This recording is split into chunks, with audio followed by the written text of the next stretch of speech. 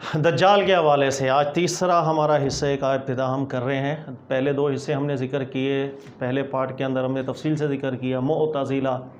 گروہ جس نے دجال کا بالکل انکار کر دیا، انہوں نے کیوں انکار کیا، ان کے دلائل کیا تھے۔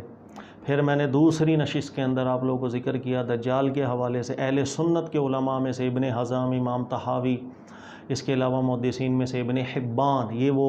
طبقہ تھا کہ جنہوں نے دجال کے جو فتنہ ہے، ایمان اور کفر والا جو فتنہ ہے اس کا اثبات رکھا اور وہ قرآن کی مخالفت میں نہیں ہونے لگا۔ ہاں یہ ضرور ہے کہ دجال کے حوالے سے جو خواری کے عادات کام کا ذکر تھا اس کی نفی کر دی، وہ چیز انہیں قرآن کے خلاف لگی۔ یہ دو موقف میں نے ذکر کیے، آج ہم تیسرے موقف کی طرف جائیں گے، اور یہ جو استدلالات ان دو طبقے کے تھے مختصراً میں اس کو دہرا بھی دوں گا تاکہ وہ پھر ریپیٹ نہ ہو، اور یہ جو تیسرا طبقہ علماء کرام کا ہے یہ بھی واضح ہو جائے۔ تیسرا طبقہ اہل سنت کی اکثریت کا ہے، جمہور علماء کرام اس جانب داخل ہے اہل سنت کے، ان کا موقف رہا ہے کہ دجال کا جو فتنہ ہوگا بالکل ہوگا۔ یہ وہ روایت ہے کہ جو سند میں بھی ٹھیک ہے، متن بھی قرآن کے خلاف ہمیں جاتا نظر نہیں آ رہا ہے، کوئی گنجائش نہیں بنتی کہ ہم ایسی روایت کو ایکسیپٹ نہ کریں جب سند بھی رسول اللہ صلی اللہ علیہ وسلم تک بالکل پر زبردست قسم کی سند ہے، اور ایک بھی نہیں کثرت کے ساتھ اسناد ہے، اور اس کے علاوہ پھر متن بھی قرآن سے کلیش نہیں کر رہا۔ تو ہر وہ روایت جو سند اور متن میں اوکے ہو جائے، اب آپ کے پاس کوئی گنجائش ہی نہیں ہے اس کو رد کرنے کی، کیوں رد کیا جائے؟ تو تیسرا طبقہ اہل سنت علماء کرام کا وہ اس جانب ہے کہ دجال کا جو فتنہ ہے اس کا ہونا، یا دجال کے جو خارق عادات کاموں کا ذکر جو حدیث مبارک کے اندر آیا، جس انداز کے اندر آیا وہ بھی قرآن کے خلاف نہیں۔ ان کے کیا دلائل ہیں میں وہ ذکر کرتا ہوں، پہلے مختصراً میں سمجھا دیتا ہوں معتزلہ نے کیوں رد کیا، اور ایک طبقہ اہل سنت کا جنہوں نے اس فتنے کو تو ثابت رکھا ایمان اور کفر کے دجال کے فتنے کو، لیکن خوارق کے عادات کام کا انکار کر دیا۔ مختصراً یہ ہے کہ معتزلہ نے ان کے دلائل یہ تھے کہ اللہ تعالیٰ نے ہمیشہ سے ایک اس کی سنت رہی ہے کہ اپنے مبارک مقدس انبیاء کو بھیجا علیہ الصلوۃ والسلام، رسول تشریف لائے، لوگوں میں پیغام دیا اور اس پر حجت تام کی، اللہ تعالیٰ نے انہیں آیات دیں اور معجزات کے ذریعے سے انہوں نے لوگوں کو بتایا کہ اللہ ہی کی طرف سے ہم آئے ہیں۔ تو ہمیشہ سے اللہ تعالیٰ کی ایک سنت یہ جاری رہی ہے کہ اللہ تعالیٰ نے آیات اور بینات اپنے رسولوں کو دی ہے حق کی دعوت کے لیے۔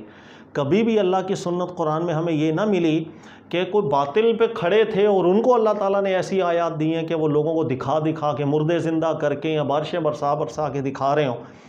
ایسا قرآن مجید کے اندر اللہ تعالیٰ کی جو ایک سنت انبیاء کرام علیہ الصلوۃ والسلام سے حق اور باطل کے معرکے کے اندر رہی ہے وہ ہمیں دکھتی نہیں۔ لہذا یہ وہ مین استدلال تھا کہ جس کی بنیاد پہ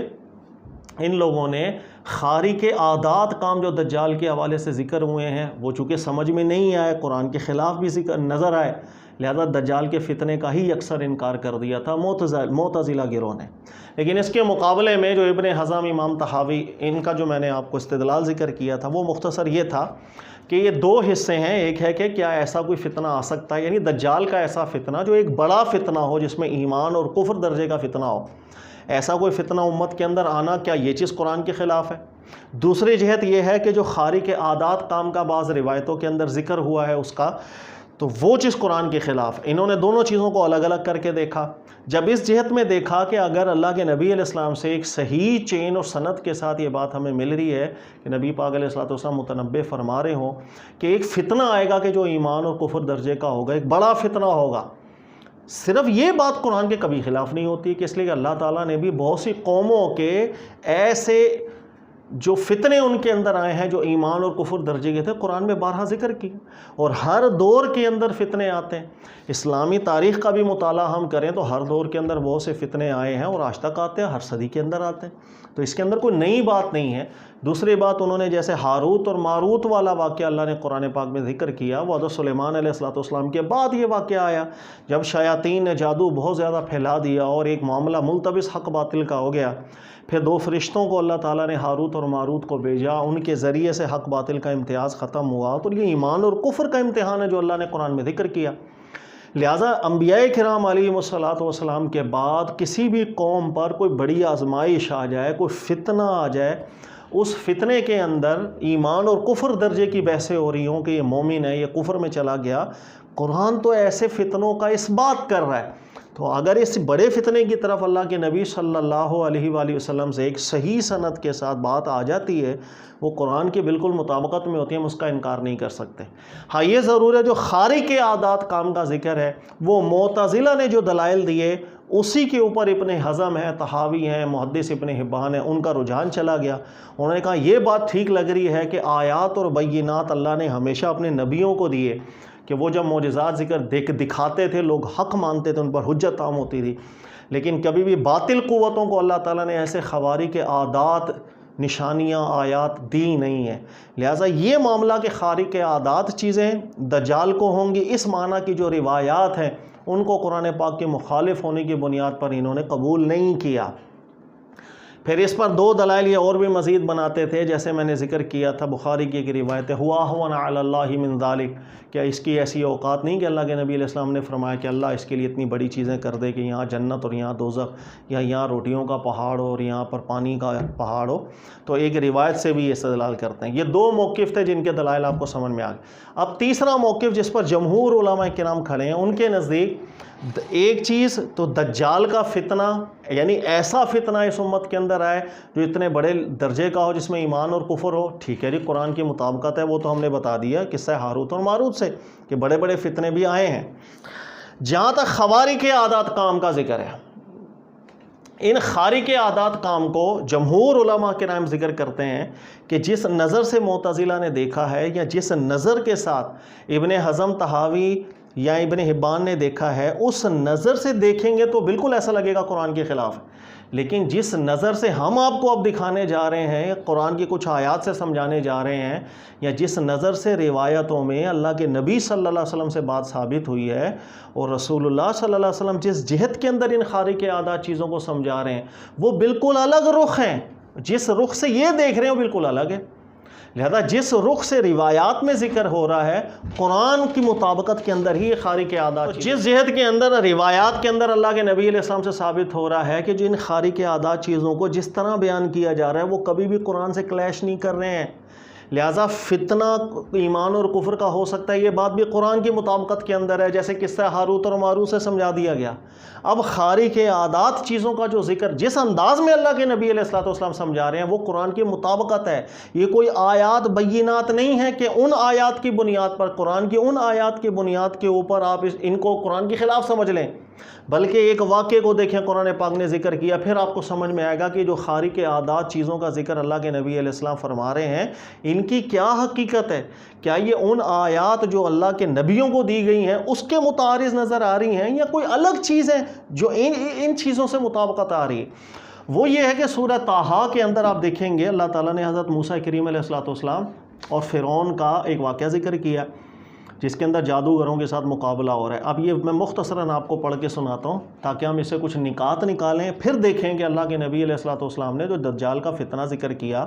یا اس کے جن خارق عادات چیزوں کا ذکر کر رہے ہیں، وہ حدیث میں کس جہت میں ذکر ہو رہا ہے۔ کیا وہ قرآن کے اس واقعے سے مطابقت کے اندر جا رہا ہے، یا معجزات کی مخالفت میں جا رہا ہے؟ اس کو ہم غور سے دیکھیں گے تاکہ نتیجہ نکالیں کہ یہ چیز قرآن کی مطابقت میں ہے یا مخالفت میں۔ اللہ فرماتے ہیں قالوا انا هذان لساحران يريدان ان يخرجاكم من ارضكم بسحرهما ويذهبا بطريقتكم المثلى۔ اب یہ واقعہ تو پیچھے سے شروع ہو گیا ہے، لیکن میں اس مین جگہ پر جا رہا ہوں جہاں سے ہمارا جو آج کا موضوع ہے وہ ہم سمجھ سکیں۔ فرعون نے کہا کہ یہ دونوں، یعنی حضرت موسیٰ کریم علیہ السلام اور حضرت ہارون علیہ السلام، یہ دونوں لساحران جادوگر ہیں۔ اپنی قوم سے مخاطب ہو کے فرعون کہہ رہا ہے یہ دونوں جادوگر لگ رہے ہیں۔ یریدان، ان کا ارادہ یہ ہے، یخرجاکم من ارضکم بسحرہما، کہ اپنے جادو کے ذریعے سے یہ تم لوگوں کی زمین سے تمہیں نکال دے۔ یہ عربی میں ایک محاورہ بھی استعمال ہوتا ہے، یعنی حکمرانی چاہ رہے ہیں کہ تمہیں نکال کے اس کرسی پر قابض ہو جائے۔ وَيَذْهَبَا بِطَرِيقَتِكُمُ الْمُثْلَىٰ، اور جس رسم کے اوپر یہ قوم چل رہی ہے ان سب کو یہ ختم کر دیں۔ فَأَجْمِعُوا كَيْدَكُمْ ثُمَّ أْتُوا صَفًّا، پھر فرعون نے جو ہے نا وہ اعلان کیا کہ ہم بھی اپنے جادوگروں کو بلائیں گے، ہم بھی ایک چال چلیں گے، اور بڑے بڑے جادوگروں کو بلا کے ان کو صف در صف کھڑا کر دیا۔ پھر یہ مقابلے کا ذکر ہے، وَقَدْ أَفْلَحَ الْيَوْمَ مَنِ اسْتَعْلَىٰ، آج وہی جیتے گا جو حق رکھے گا جیتنے کا۔ قالوا، اب جب مقابلہ ذکر ہو رہا ہے کہ سامنے جادوگر بھی آ گئے، یا اللہ کے نبی حضرت موسیٰ کریم علیہ الصلوۃ والسلام تشریف فرما ہے، قالوا، تو ان جادوگروں نے کہا، یا موسیٰ، اے موسیٰ، اما ان تلقی و اما ان نکون اول من القا، آپ پہل کریں یا ہم پہل کرتے ہیں۔ انہوں نے کہا کہ آپ پہل کریں ہم کریں۔ قال، حضرت موسیٰ علیہ السلام فرماتے ہیں، بل القوا، آپ لوگ پہل کریں۔ فَإِذَا حِبَالُهُمْ وَعِصِيُّهُمْ يُخَيَّلُ إِلَيْهِ مِنْ سِحْرِهِمْ أَنَّهَا تَسْعَىٰ، انہوں نے عمل کیا اور کچھ رسیاں ڈالیں، پھر لوگوں کی نظروں کے اوپر ایسا دھوکا ہو گیا جادو کے ذریعے، یخیل الیہ، کہ خیال گزرنے لگ گیا، انہا تسعیٰ، جیسے یہ رسیاں چل رہی ہیں۔ یہ انہوں نے ایک جادو کے ذریعے ایک کرتب کر کے دکھا دیا۔ فَأَوْجَسَ فِي نَفْسِهِ خِیفَةً مُوسَىٰ، حضرت موسیٰ کریم علیہ الصلوۃ والسلام کے مبارک مقدس دل میں ایک محسوس ہوا، خوف محسوس ہوا۔ قُلْنَا، اللہ فرماتے ہیں کہ ہم نے کہا، لا تخف، آپ بالکل خوف نہ کریں، اِنَّكَ أَنْتَ الْأَعْلَىٰ، آپ ہی غالب آئیں گے۔ وَأَلْقِ مَا فِي يَمِينِكَ، آپ کے ہاتھ میں جو عصا ہے آپ اس کو دائیں ہاتھ میں جو ہے وہ رکھ دیں۔ تلقف ما صنعوا انما صنعوا کید الساحر، یہ ان کی تمام نظروں کے جو دھوکے کے عمل ہیں ان سب کو برباد اور تباہ کر دے گا۔ انما صنعوا کید الساحر ولا یفلح الساحر حیث اتی، جادوگر کبھی بھی فلاح نہیں پا سکتا، وہ جہاں سے مرضی اور جتنے مرضی داؤ پیچ لے کر آ جائے۔ فالقی السحرۃ سجدا قالوا آمنا برب ہارون و موسیٰ، جادوگر پھر سجدے میں گرے، ایمان لے کر آئے حضرت ہارون علیہ السلام، حضرت موسیٰ علیہ السلام کے رب پر۔ واقعہ اللہ تعالیٰ نے ذکر کیا، 2-3 نقاط اس واقعے سے ہم نے سمجھنا ہے۔ نمبر 1، حضرت موسیٰ علیہ السلام کو اللہ نے دی تھی آیات اور بینات، وہ تھا ایک معجزہ جو حضرت موسیٰ علیہ السلام اپنی قوم کو دکھایا کرتے تھے۔ مبارک عصا زمین پہ رکھا، وہ اژدہا بن گیا، پھر دوبارہ اپنی مبارک ہاتھ میں جب پکڑتے تھے وہ سیرت اولیٰ کے اوپر واپس آ جایا کرتا تھا۔ یہ خرق عادت کام ہو رہا تھا، حقیقتاً اللہ کی طرف سے آیات بینات کے طور پر، واضح سی بات ہو گئی۔ لیکن اس کے مقابلے کے اندر باطل قوتیں کھڑی ہیں، جو باطل قوتیں اللہ کے نبی کا مقابلہ کرنے آئی ہوئی ہیں، اور وہ جو باطل قوتیں ہیں ان کے پاس بھی بہت سے ٹوٹکے تھے، ان ٹوٹکوں کا تعلق آیات بینات کے ساتھ نہیں تھا۔ اس لیے کہ حضرت موسیٰ علیہ السلام جو چیز کر رہے تھے کہ عصا اژدہا بن رہا ہے، وہ حقیقتاً عصا اژدہا بنتا تھا۔ اس لیے کہ مردے کو زندگی کے اندر تبدیل کرنا رب کر سکتا ہے، اللہ تعالیٰ اس مخلوق کے نظام کا محتاج نہیں، وہ خرق عادت کام پر قادر ہے۔ لیکن جو کرتب کافر کر کے دکھا رہے تھے وہ آیات بینات تھے کیا؟ وہ آیات بینات نہیں تھے، وہ ایسے ٹوٹکے، ایسے جادو کے ان کے پاس ٹوٹکے تھے، لیکن ان ٹوٹکوں کے ساتھ بھی وہ قوم کے سامنے ایسا عمل کر رہے تھے کہ ڈالی رسیاں تھی، لوگوں کو چلتے سانپ نظر آنا شروع ہو گئے۔ لہٰذا اس واقعے سے 2 چیزیں ثابت ہو رہی ہیں، دیکھیے گا۔ ایک یہ کہ باطل قوتوں کو بھی ایسے ان کے پاس عمل ہوں، جادو کے عمل ہوں، دھوکے کے عمل ہوں، کہ اگر وہ کرتب دکھا کے رسیوں کو سانپ دکھانے لگ جائیں اور جس سے لوگوں کے اندر ایک تھوڑا سا حیرت بھی طاری ہو جائے، خود اللہ کے جو نبی ہیں حضرت موسیٰ کریم علیہ السلام، ان کے بھی مبارک مقدس دل پاک میں، قلب میں ایک خوف محسوس ہونے لگ جائے کہ ان کے کرتب سے یہ انہوں نے کیا کیا۔ تو اس کا مطلب ہے باطل قوتوں کو اللہ تعالیٰ آیات بینات سے تو نہیں نوازتے، کبھی بھی نہیں، وہ تو نبیوں کو دیتے ہیں، لیکن ان کے پاس جادو کے یا دھوکے بازی کے کرتب تو ہو سکتے ہیں، دھوکہ دینے کے کرتب تو ہو سکتے ہیں۔ لہذا قرآن پاک کے اس واقعے نے ہمیں بہت اچھا سمجھا دیا آیات بینات کا اور دھوکے بازیوں کے کرتب کا، جادوگری کے کرتب کا۔ جب یہ فرق اللہ نے اچھا بتا دیا تو ہم سمجھ گئے کہ باطل قوتوں کو اللہ تعالیٰ ایسے ٹوٹکے دے سکتا ہے کہ جس سے وہ لوگوں کو دھوکہ دے رہے ہوں، سانپوں کو رسی بنا کے یا کوئی بھی بڑے سے بڑا ایک نشانی نما بنا کر کے، ایک معجزہ نما بنا کر کے، لیکن حقیقت سے اس کا تعلق نہیں ہوتا وہ دھوکہ ہے۔ جب یہ چیز قرآن کے اس واقعے سے پتہ چل گئی تو جمہور علماء کرام نے بیان کیا کہ دجال جیسا فتنہ، ایک بڑا فتنہ جو ایمان اور کفر درجے کا ہوگا، ہاروت اور ماروت والے واقعے سے وہ تو پتہ چل گیا کہ امتوں میں ایسی آزمائشیں آتی ہیں جس کا تعلق ایمان کفر کے ساتھ ہو۔ پھر جن خوارق عادات کام کو اللہ کے نبیوں کو عطا کرتا آیات اور بینات کی مخالفت میں سمجھ کے رد کیا جا رہا ہے، آیات اور بینات کی مخالفت کے اندر یہ کبھی بھی نہیں آئیں گے، اس لیے کہ یہ آیات اور بینات ہیں ہی نہیں جو دجال کو دی گئی ہیں۔ روایات کے اندر بھی جن خارق عادت کاموں کا ذکر ہے، وہ خارق عادت کاموں کا اس انداز میں ذکر ہے کہ جیسے ان لوگوں کو جو باطل سامنے آ گئے تھے حضرت موسیٰ علیہ السلام کے سامنے، رسیوں کو کرتب دکھا کے سانپ بنا کے چلانے لگ گئے، دھوکہ دہی، اس دھوکے کی طرف اللہ کے نبی علیہ السلام نے ہمیشہ اشارہ کیا ہے، وہ آیات بینات کی طرف اشارہ نہیں ہے، بلکہ بارہا اللہ کے نبی علیہ السلام ارشاد فرما رہے تھے کہ جس کو وہ دکھا رہا ہوگا وہ حقیقت نہیں ہوگی۔ جیسے ایک روایت کا مفہوم ہے کہ وہ کسی چیز کو جنت نما کر کے دکھا رہا ہوگا، نبی علیہ السلام فرما رہے ہیں جس کو وہ جنت دکھا رہا ہوگا جنت نہیں ہوگا، دھوکہ ہوگا۔ تو اللہ کے نبی علیہ السلام جس شخص کے ایک فتنے کی طرف اشارہ کر رہے ہیں کہ فتنہ ہوگا، پھر اس کی جو خوارق عادات چیزیں ہیں ان کو کبھی بھی آیات بینات کے طور پر نبی علیہ السلام ذکر نہیں کر رہے، بلکہ دھوکے کے طور پر ذکر کر رہے ہیں اور اس دھوکے سے خبردار بھی کر رہے ہیں۔ یہی وجہ ہے کہ اللہ کے نبی علیہ السلام نے اس فتنے کا نام رکھا دجال۔ اس کا لغوی معنی ہی دیکھ لیں، صرف دھوکہ، دھوکے سے بھرا ہوا۔ تو یہ جتنی بھی اس کی حرکتیں ہوں گی یہ صرف دھوکہ بازی پر مشتمل ہوں گی، حقیقت سے اس کا کوئی تعلق نہیں ہوگا کہ وہ حقیقت میں کسی مردے کو زندہ کر رہا ہے یا حقیقت کے اندر وہ کچھ حرکت کر، کچھ بھی نہیں، بلکہ یہ سب کے سب دجل ہوں گے، فریب ہوں گے، دھوکے ہوں گے۔ یہ اسی طرح کے دھوکے ہوں گے جیسے حضرت موسیٰ علیہ السلام کے سامنے کفار کھڑے ہو کر کے کرتب کر کے دکھا رہے ہیں کہ رسیاں پھینکی جو چلتے سانپ نظر آنے لگ گئے۔